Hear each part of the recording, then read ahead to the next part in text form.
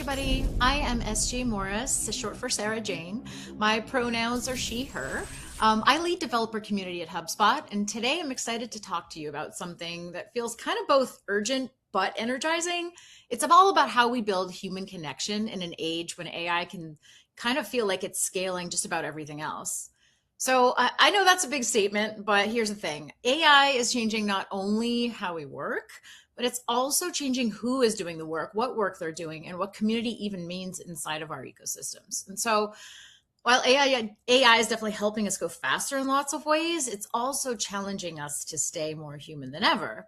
So today I want to look at how we'll double down on that human connection and not resist AI, but kind of let it handle the routine so we can focus on really what really matters, our human to human connections, building trust, building collaboration, and truly building community.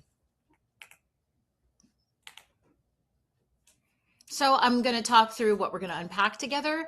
So first, I'm going to focus on how AI is scaling community and what the impact is on our community at HubSpot, and how that's actually a good thing if we face it with intention and we really look at what parts of AI are touching community and what parts can we double down on that human-to-human connection. And then I want to talk specifically about how technical enablement by AI is reshaping both the workforce and starting to blur the lines between developers and everyone else who builds, and how that might impact communities that you work with even more broadly. It may sound specific to HubSpot and to developer communities, but I promise there's some nuggets in there that are going to impact your world too. And third, I want to walk you through our kind of 4-play framework for approaching all of this with our developer community.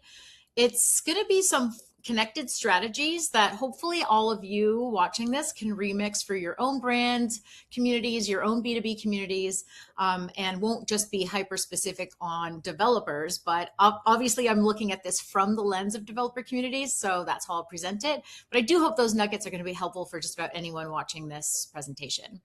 So what I'm hoping you'll leave with is a model that you can walk away with and apply right away. Really, I just want us to think together about how we can responsibly grow our communities in the age of AI and how we're looking at that at HubSpot. So let's talk a little bit about the people. So, when I talk about developers in 2026, that definition is absolutely evolving. We've been consistently doing research on the titles in our developer community. And 2 years ago, about 60% of our community were, Hey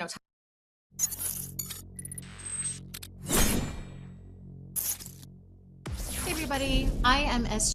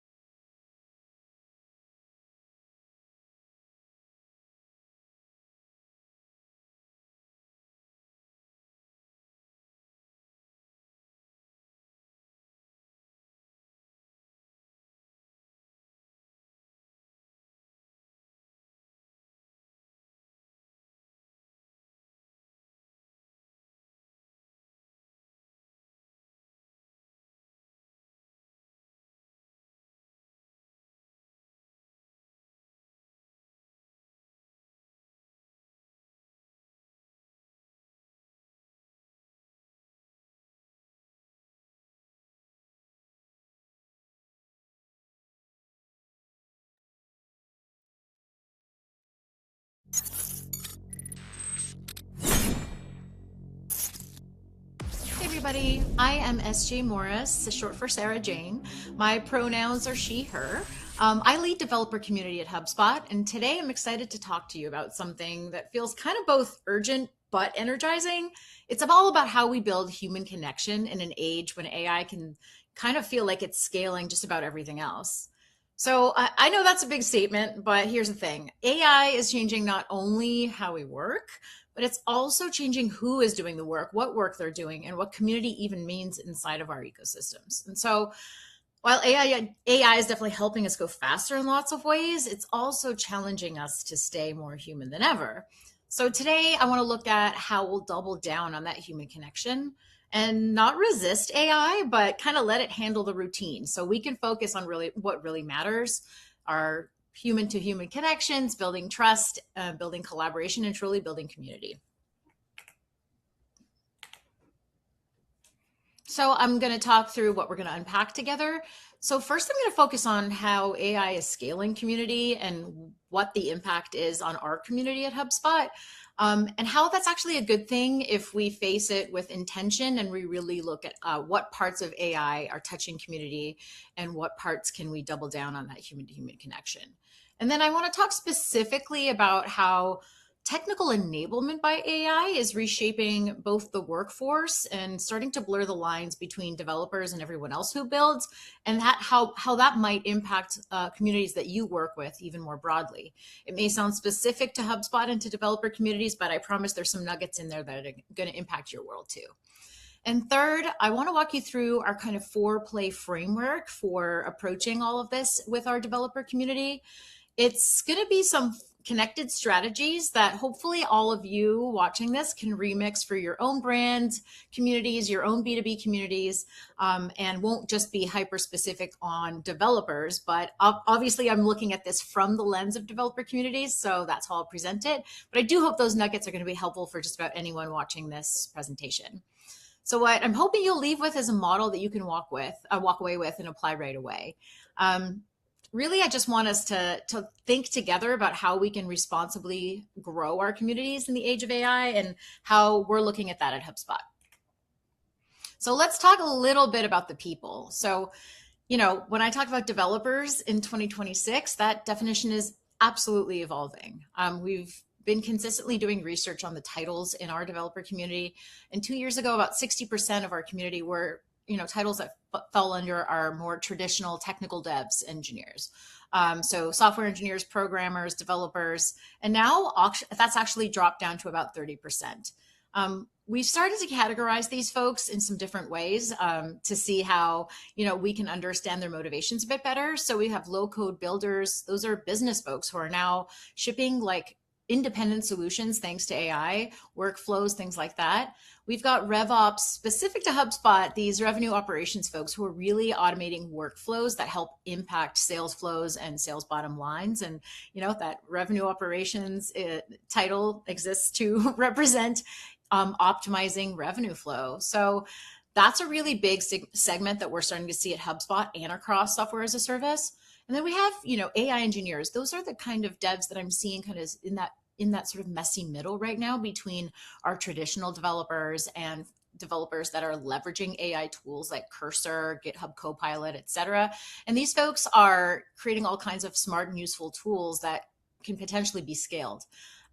Solution architects are also a segment that we're starting to see interact more and more with our developer community. Historically, they were kind of the technical advisors, the folks like advising companies on how to patch together their tech stack. But now we're starting to see them leverage AI more and get more and more involved in what it takes to be, creating custom solutions for our customers. And then generally speaking, we're starting to see a small percentage of emerging roles in our community: prompt engineers, AI ethicists, folks that are really pushing the boundaries of what's possible with AI. And yeah, the shift happened really fast. So instead of asking, are you a developer? We're starting to ask folks like, what are you building and how can we help? That reframing is really helping us change how we approach our work. Ultimately, I do feel like in communities and across, how we are building products and companies, really understanding motivation matters so much more than actual job title. So our entire community strategy is kind of running off these 4 interconnected plays that kind of work together like a flywheel, each reinforcing the last. I'm going to get into each of these in detail, but I wanted to start with how they kind of connect and to really sort of double down on the fact that we're building systems that connect and play off of each other. So we're going to start in 2026 with some pretty intensive community segmentation and tooling. We're going to get crystal clear on who we're serving, how they engage, and what their value is to the business as well. We're looking also at our platform journey integration. We want to weave more community touch points throughout our builder journey. So that's things like, links to our community spaces in our documentation, opportunities to connect for more peer-to-peer connections in things like webinars. There's just a lot of places we can infuse that. And then we have a proprietary standalone program called our ecosystem mentorship program that I'm very proud of. We're trying to build this as kind of our center of gravity for that human to human connection, learning and growth. I'll talk about why in a little bit. And finally, our integrated event strategy, which is our fourth play, is bringing it all to life across our virtual and in-person spaces. I do see the integrated event strategy as being very much an extension of the overall platform journey, but because events need a slightly different strategy, we have pulled them out into a separate play, and I'll talk about why there in a moment too. So I do want to talk about what we're going to be leaning into first as our foundation.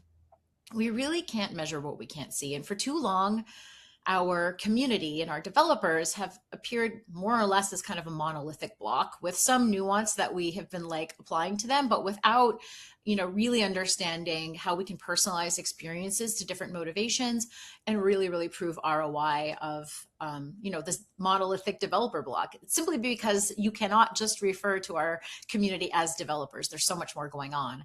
And so I've put together a framework called our 3D segmentation model, and that's going to be based on persona. So let's see who they are. Are they an AI architect? Are they a no-code builder? Are they more focused on traditional developer backend integration, leveraging our APIs without using AI as much? So all of those folks exist, and we can kind of pull at who they are based on what they're talking about in our communities, based on their product signals. And we want to layer that on top of engagement. So how are they interacting with our community today? And when I say interaction, I'm talking about all kinds of touch points, everything from viewing our docs pages to posting in our developer community forums to attending events. We want to use those engagement signals to talk about how much are they actually doing in our spaces and what they're trying to build. And that's the third component, which is intent. I feel like persona and intent are very connected, but we do want to, sometimes there'll be a different intent that an AI architect might have. Like, what are they trying to do? Are they trying to learn? Are they building something? Have they already built something and now they're troubleshooting? And what I'm hoping for is a real-time 3D lens that lets us really tailor experiences at scale and route feedback directly to the right product teams based on this kind of model of segmentation. So the analogy I like is that we're kind of moving from broadcast radio to personalized streaming, the right content, the right moment, the right person. I don't know how many of you are seeing hyper personalized ads on your Hulu now, but it's starting to happen. And that's what we'd like to do for our community at HubSpot. So next up, I want to talk about how the second play builds on that by embedding community into every part of our developer journey. And you can map that to customers, to community members of any kind. So when a developer specifically is first discovering the HubSpot platform, they might come in through our documentation. They might have attended an event where one of our developers was a speaker. They might have come in through one of our partner channels, because we have all kinds of different ways of reaching out to folks that might fit into this category. And we do call that our discovery phase. And what we want to do there is look at how we can weave in community into those moments. Like, is there another webinar that might be interesting for them based on how they've come into the discovery phase? Are they ready to join a community space and start interacting? And that's where onboarding comes in. That's all about fast wins and starting to connect peers with each other. I feel strongly as a community person that peer-to-peer connection is really the moat that's going to amplify your brand, support your product, and help build momentum. So we're trying to get them more involved in the community there. And then while they're building, we really want to make sure they have quick access to support. That might be through AI, and that might be through making sure they have the ability to get feedback loops, closed feedback loops to our product team. And that's also through our mentorship program. Someone who's building on HubSpot for the first time might want to connect with an experienced developer. So that's where our sort of mentees are probably coming into play more. And then when they start to scale those solutions, that's when we can include them in things like case studies, give them speaking opportunities on HubSpot stages and throughout events that we're present at, and make them mentors too, leaders in our community. So the goal is really simple. We don't want community to be feeling like anything that's sort of separate and add on. I know a lot of programs and sites, they'll be like, oh, come join our community. And it's just a bunch of social media links or a forum. But we really want it to be deeply integrated into the overall journey for our developers in our case. But I would suggest that this is something you can look at holistically across whatever use case you're building for. So here's my favorite one. I've already sort of mentioned that, and that's our ecosystem mentorship program. We're making it the center of gravity for everything we do. It's definitely powered by machine learning algorithms and AI when it comes to matching and things like that. But it's also grounded in, the matching is all about bringing two people together. And we're also trying to use this to identify some like relevant career tracks. We're using AI pathways, like we're leading for those of you who may are familiar with the concept of MCP. One of our first cohorts is going to be focused on MCP. So that's a way for developers to connect with each other, to learn together about this new technology. And it really is about fostering intentional growth. What we have seen in the past is that trying to build relationships in broader use cases like an open community. And for example, we have a developer Slack that's seen a lot of different iterations over time. Without that specific intention and goal, it's hard to get developers to connect. But this learning focused collaborative experience that we are shepherding really allows developers to connect with each other. They all get recognition, they have clear milestones, and they have opportunities to move into mentees to mentors themselves. So it's not just about like sharing career learnings, it's really about progressing in their careers through like sort of sponsored by the HubSpot developer community. And it connects to every other program we're looking at. We are doing events in the context of that community and that program that will, perhaps we can bring some of our mentors into other events that we're doing more broadly for product. It really feeds directly back into learning. We'll identify through the feedback of these program members, like which resources were most helpful for you and trying to get unblocked with your mentor or mentee.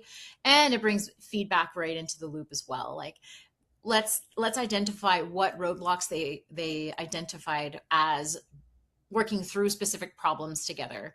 So that becomes like a feedback hub for the whole ecosystem. So honestly, we're really seeing this as the connective tissue that's going to keep most of our dev community focused work growing. And I did want to talk about events specifically. We are all at one right now, and this one's rad. It's really where the energy lives. And, AI is really having us refocus on, I would say, in-person events in a way, or really, really rad, like engaging virtual events like this. They're evolving just as much as our broader community initiatives are. So the way we're looking at it now is kind of a blend of virtual and in-person and more always on sort of ephemeral experiences. So there's virtual sessions like workshops and office hours, and we're using a tool called Gather Round, which is fun for folks who want to look at something that's really, really engaging. It has a lot of really cool features that make it so much more fun than just like a typical Zoom experience. Lots of in-person meetups, but very intentional, not just throwing them around for nothing.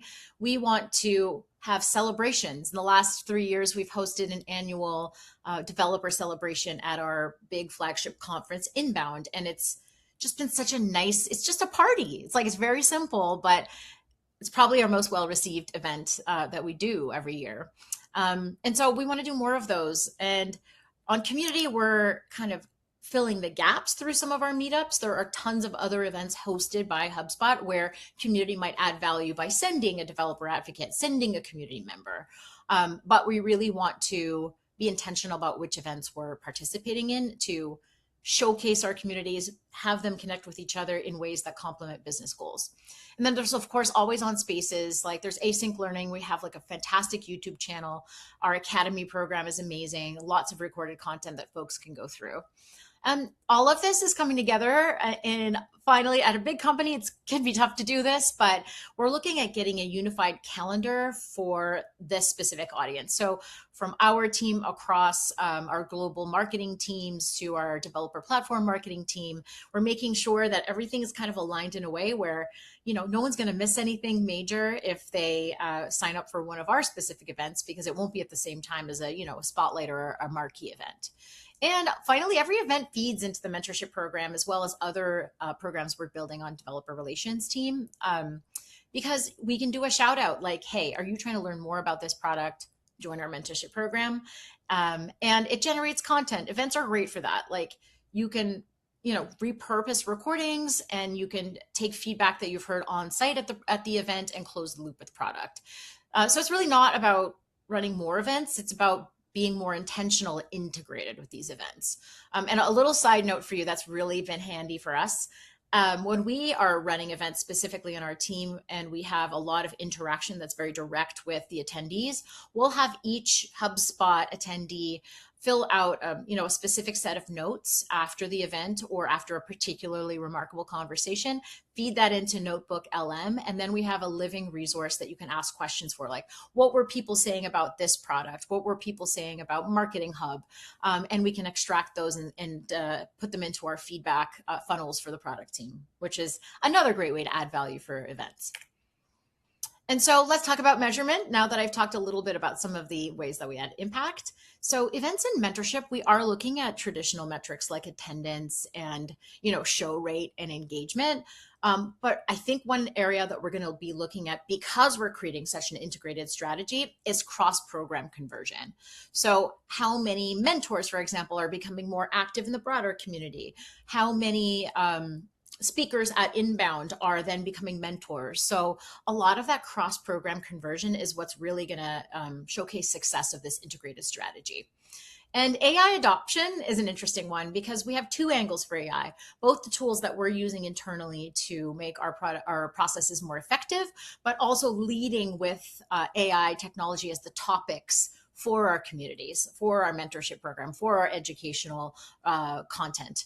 And so there's the measurement of our tooling, and we're going to look at that internally by, which of our developers are out there using things like Cursor, GitHub Copilot, which of our builders are using our Claude connector to build intentional workflows. But then on the flip side, how are builders actually leveraging what we're providing them in terms of career forwarding content, all about the developer MCP, about building agents, a lot of the stuff that we're leading with from a content perspective. And of course, all of this really does need to touch customers.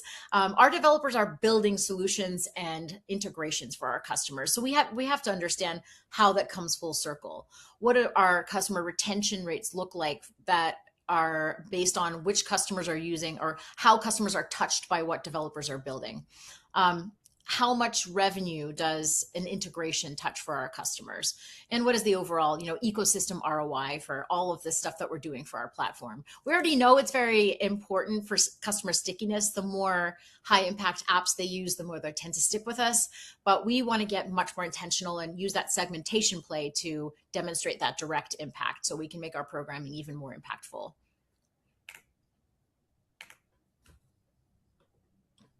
All right, so I just want to kind of get close to wrapping this up, but what I want to share is what this all adds up to.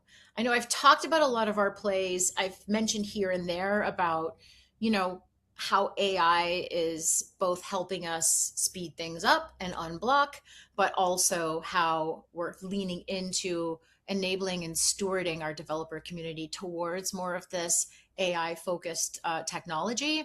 So what we were really hoping for at the end of, 2026, we got to think in shorter term now, because of the rate of change is just exponential. So no more 5-year plans. I literally have a 1-year vision. And at the end of the year, I'd love for us to feel like we have AI handling the routine. Like, AI is doing pattern recognition. It's matching, it's surfacing the right content at the right time to really make space for our community to build more quickly and connect with each other in more powerful ways. And then that's actually, I feel like it's going to result in a community experience that feels much more connected.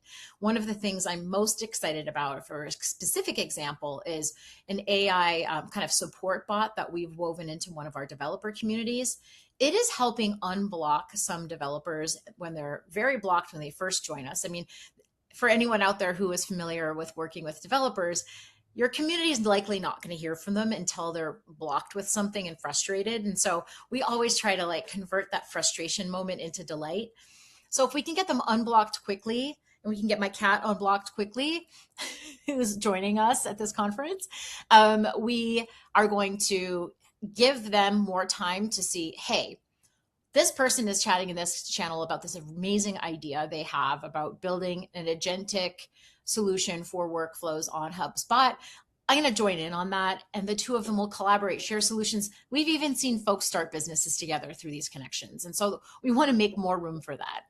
And so we're not actually, our hiring is probably going to be pretty slow on the community team. We're not adding more people to scale. We're really scaling with purpose. Like, we want the people in our community to be the ones that are scaling and feeling enabled. And we're letting AI kind of extend our capacity a little bit by giving us more space to lean into what we're really good at, which is like, you know, as community professionals, we are really focused on that spiritual, I dare say, connection of people connecting with each other. That's kind of, how many times can I say connection? We'll make that a drinking game. I kid. So we're not trying to automate too much. We're trying to clear space for more organic connection, if that makes sense. And we're starting to see it come to life. It's pretty exciting. So let me go back to that flywheel for a moment. I'm going to kind of walk you through how AI fits into each stage as kind of a force multiplier. So for the segmentation, it's going to help us spot emerging segments, do a lot of predictive analytics around who's going to become an impactful developer based on where they are in their journey, and then that journey itself. AI is doing a great job already of powering both triage and support. We recently moved our documentation over to a new tool called Mintlify. And Mintlify is a kind of AI native documentation tool, and it's AI bot. I know folks have been frustrated with AI bots for support, but it's actually exceptionally good at finding the right solutions and helping our developers get unblocked in the moment. So that allows us to route to humans at the right times. Like, if some of our ever improving AI bots can't help, then that's when we know a human needs to be brought in. So for mentorship, we have it really handling a lot of the nuanced with matching. It suggests learning paths. It helps folks, summarize their meetings and keeps progress on track. So really doing that kind of difficult note-taking type of work. And in events, it's actually more the subject, not the actual enabler. I mean, all of our segmentation work is going to help us define, who to invite to events and things like that. But events is where it becomes the subject that people are connecting about, and not necessarily just the enabler. So, I'm actually, with everything that's happening so fast, I'm actually very excited about how we're approaching it. And I just want to sort of tell you how it all ladders together. So all of this is touching a lot of our hyper-specific goals for 2026, both at my team's level, developer community. We report into developer relations more broadly. That team reports into ecosystem, and ecosystem reports into product, and product reports into the company as a whole. So of course there's layer upon layer of impact there. And it's all connected all the way through to that customer value. So we're able to really align everything together and showcase where AI is actually having an impact, and not just saying it for the sake of saying it, which I think a lot of us have, felt like has been happening for the last couple of years. And it allows us to really demonstrate where we're focusing and doubling down on that human-centered, relationship-focused work. Humans are driving the innovation and connection. AI is handling the routine. And, some of the, to just hone in a bit more on that ecosystem value specifically, we want to grow our platform. Our platform is what really adds to the long-term value for our customers. And if we can get higher quality feedback through these AI-enabled flows, we can also get tangible career feedback. We're bringing that into our educational and enablement material and programs like the mentorship program. We bring that to our product teams. There's just such a beautiful sort of connection between all of these things. And that's it. I mean, that's our story. It's not necessarily everyone's story, but I hope that whether you lead a developer community, a customer program, branding network, that the same truth kind of holds. AI can scale and automate a lot of things, but it clearly cannot replace us. And in my humble opinion, the future belongs to communities that know how to embrace it, to deepen connection and not distract from it. So, some of the things that I would love to connect with anyone on are, learning more about how you are balancing AI scale with that human connection. What's working for you? What's been hard? What's next? I'm here in the chat to answer some of those questions. You can reach me and find how the best way to connect with me by going to sarahjanemore.is. Yes, that is an Icelandic handle, so that's a fun fact. But I am not Icelandic. I just wanted the .is. But yes, feel free to connect with me there. And if there's anything you'd like to discuss in chat, I'll be hanging out for a little bit. And I thank you so much. So thank you so much, Digital Cut, for having me. And I look forward to connecting with lots of you. I hope you have a great day. Let's chat.